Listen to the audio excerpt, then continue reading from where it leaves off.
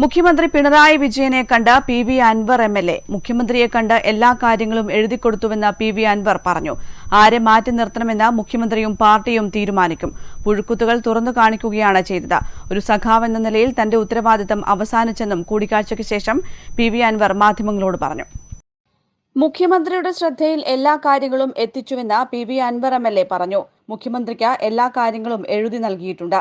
സത്യസന്ധമായ അന്വേഷണം നടക്കുമെന്നാണ് കരുതുന്നത്. പാർട്ടി സെക്രട്ടറിക്കും ഇതേ പരാതി നൽകുമെന്നും PV അൻവർ മാധ്യമങ്ങളോട് പറഞ്ഞു.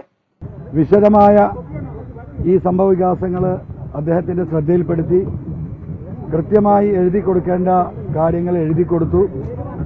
അദ്ദേഹം സശ്രദ്ധം ഈ കാര്യങ്ങൾ കേട്ടു. അതിന്റെ വിശദീകരണങ്ങൾ എന്നോട് ചോദിച്ചു. ഇനി സത്യസന്ധമായ ഒരു അന്വേഷണം ഈ വിഷയത്തിൽ നടക്കും. അത് ബഹുമാനപ്പെട്ട മുഖ്യമന്ത്രിയെ ഏൽപ്പിച്ചിരിക്കുകയാണ്.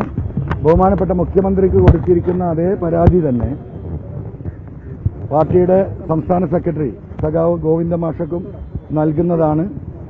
ഈ ഒരു ഘട്ടത്തിൽ എന്റെ ഉത്തരവാദിത്തം അവസാനിക്കുകയാണ്. ഞാൻ ഈ വിഷയത്തിലേക്ക് ഇറങ്ങിയിട്ടുള്ളത് ഒരു സഖാവ് എന്ന നിലക്കാണ്. ഒരു സഖാവ് എന്ന് പറയുമ്പോൾ ഉണ്ടാകുന്ന ഉത്തരവാദിത്തം, ആ ഉത്തരവാദിത്തം ഏറ്റെടുത്തുകൊണ്ട് ഞാൻ ഇതിലേക്ക് ഇറങ്ങി. ഒരു സഖാവ് എന്ന നിലയ്ക്കുള്ള എൻ്റെ ഉത്തരവാദിത്തം അവസാനിക്കുകയാണ്. MR അജിത് കുമാറിനെ മാറ്റി നിർത്തണം എന്ന് പറയുന്ന ആളല്ല ഞാൻ. ഒരു സഖാവ് എന്ന നിലയ്ക്ക് എനിക്ക് കാര്യങ്ങൾ ചൂണ്ടിക്കാണിക്കുക എന്നതാണ് എൻ്റെ ഉത്തരവാദിത്തം. ആ ഉത്തരവാദിത്തം ഞാൻ ചെയ്തിട്ടുണ്ട്. ഇനി ഇതെങ്ങനെ പോകണമെന്ന് തീരുമാനിക്കേണ്ടത് പാർട്ടിയും ബഹുമാനപ്പെട്ട മുഖ്യമന്ത്രിയും തന്നെയാണ്. ഒരു സഖാവ് എന്ന നിലയിലാണ് ഉത്തരവാദിത്തം ഏറ്റെടുത്തത്. തന്റെ ഉത്തരവാദിത്തം അവസാനിക്കുന്നു. അന്വേഷണ ഏജൻസികളുമായി സഹകരിക്കുക എന്നതാണ് ഇനിയെന്നും അൻവർ പറഞ്ഞു. കാര്യങ്ങൾ ചൂണ്ടിക്കാണിക്കുകയാണ് ചെയ്തത്. അജിത് കുമാറിനെ മാറ്റുക തന്റെ ഉത്തരവാദിത്തമല്ല.